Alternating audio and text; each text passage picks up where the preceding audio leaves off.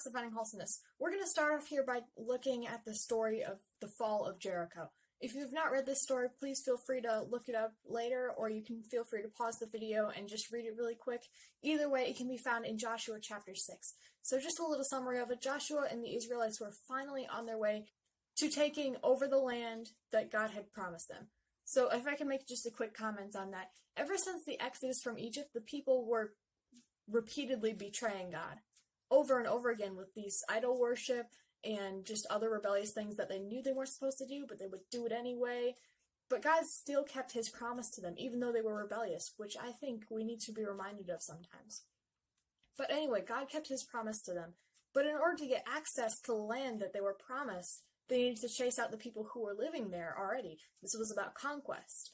The Israelites were camping next to Jericho when God told Joshua that he had given Jericho to the Israelites. He instructed Joshua to take his warriors and the priests who were carrying the Ark of the Covenant, and every morning for 6 days, the people and the priests would just silently walk around Jericho. When I first read this, I thought, well, that's not right. Why did God make them wait? Why didn't he just give it to them right away? We live in a society that gets everything instant. Instant coffee, instant access to YouTube and the internet, delivery that usually doesn't take crazy long to get here, instant mac and cheese. I could go on and on because we have a lot of things that is instant. I don't know.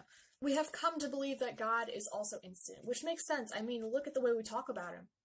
Hey, God healed me from this, and he can heal you too. Or, hey, God provided for me when I was in a tight spot, and he can provide for you too. And don't get me wrong, these statements are valid and they're true.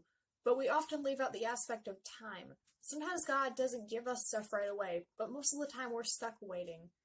The Israelites had to walk around the city of Jericho over and over again, just like how we keep facing the same problems over and over again. On the 7th day, they walked around Jericho 7 times. And then when Joshua instructed them to, the people shouted and the priests blew their ram's horns. And then when this happened, the walls of Jericho came down and the Israelites were able to capture the city.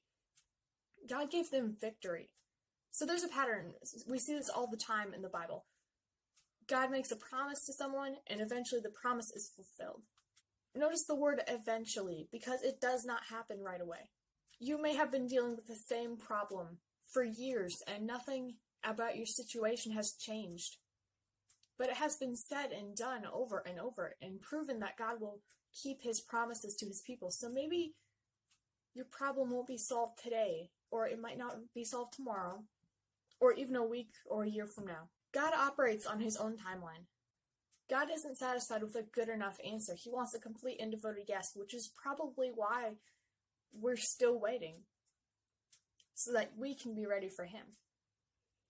God isn't instant. He doesn't always do things right away. It didn't take 1 hour or even 1 day to make Jericho fall. It took 7 days. 7 days of marching around in circles, looking at the same thing. But God promised that Jericho would be theirs. So on the 7th day, God gave it to them. If you are facing the same problems over and over again, I'm here to tell you that it's not over and what God's promises are still here. And that if you stay with him, his promises will become fulfilled within time. God demolished the walls of Jericho in order to fulfill his promise to the Israelites.